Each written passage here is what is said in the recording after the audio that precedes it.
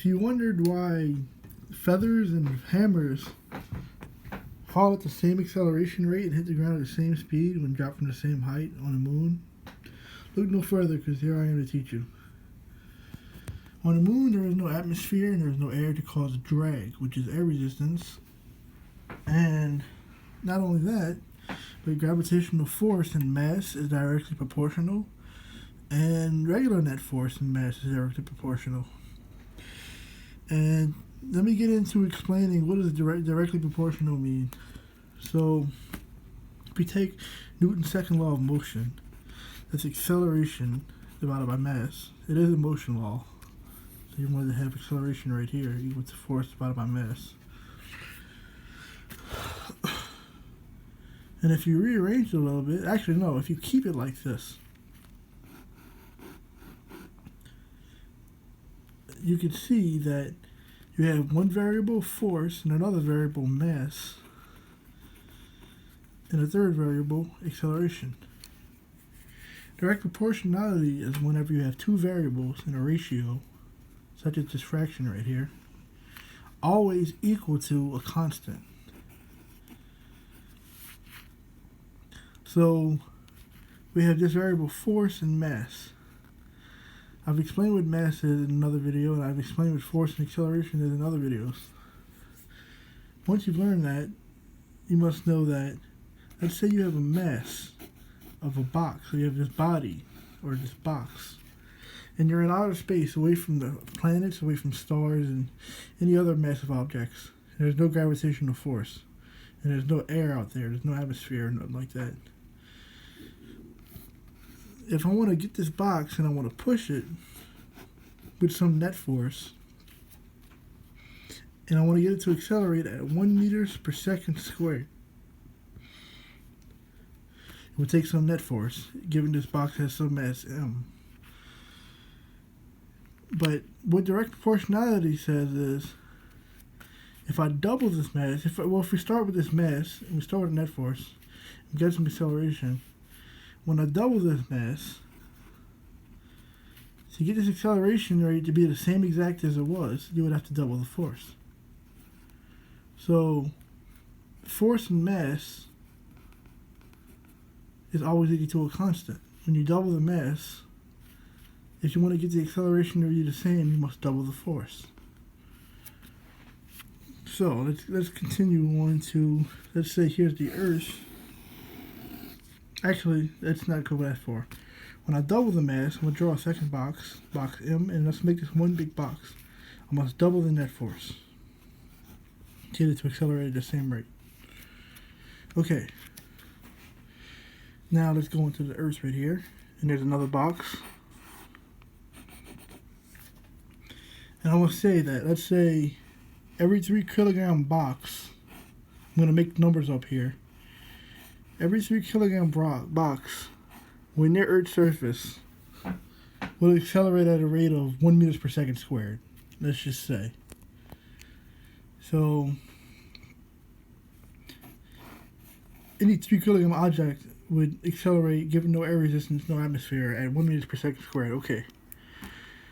Now, the gravitational force between the box and the Earth is represented or described by Newton's universal law of gravitation, which is gravitational force is equal to the gravitational constant times big M times little m, all divided by r squared. The big M is the mass of the Earth, while the little m is the mass of the box. Okay. If you do a little bit of algebraic manipulation, you can find that if you divide both sides by m, that mass of the box times the gravitational force, not times, but in a ratio with the gravitational force, they're directly proportional. They're equal to this right here, which is the acceleration due to gravity. And what does that mean? Let's say when you double the mass of this box, you start with some mass of the box, and it has some gravitational force. When you double the mass, you double the gravitational force. And that's just common sense. I mean, you double the mass, the force is going to be doubled, and the more gravitational force is going to be, it's going to be double the gravitational force. And so when you double the gravitational force, when you double the mass, you double the gravitational force. But you also, if you remember to this, when you double the mass, when you start with a mass at some acceleration, you must double the mass to get it to accelerate at the same rate. So we take the mass, we get it to accelerate at a rate with a net force. Now we're going to double that mass. So to get it to accelerate, let's say the 3 kilogram box is at 1 meters per second squared, and we double that mass. It would take double the net force to get it to accelerate at 1 meters per second squared. But we have double that net force because we double the mass, we double the gravitational force. Let me say that again. We have a box near Earth's surface, and I double the mass. Originally, it went at 1 meters per second squared with the gravitational force. But I double the mass now, so it should not go 1 meters per second squared because I double the mass. You would need double the net force. But guess what? There is double the net force because we doubled the mass and the gravitational force doubled. Therefore, the acceleration rate is going to be the same as it was before.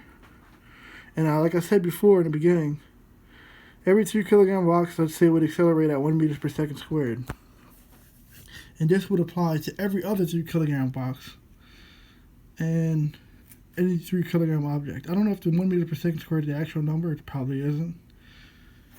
But that's pretty much why a hammer and a feather drop at the same rate when dropped at the same height and hit the ground at the same time when on the moon or in vacuum chambers.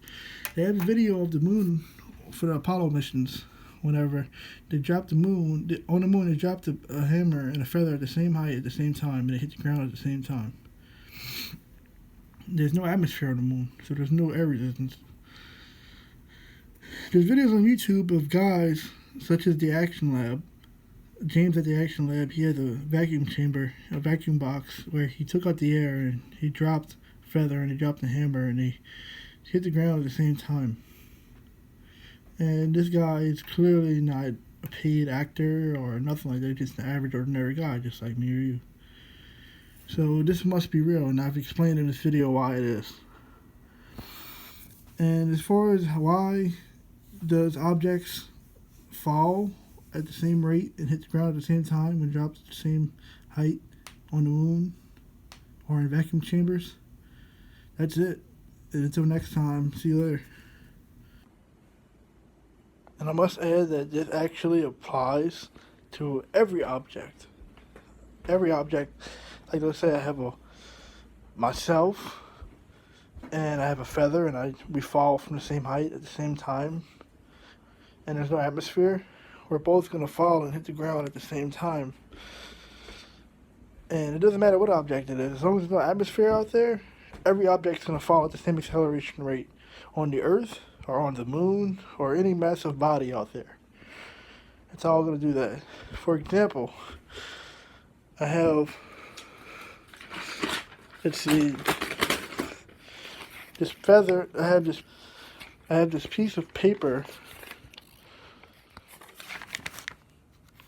and I have my book.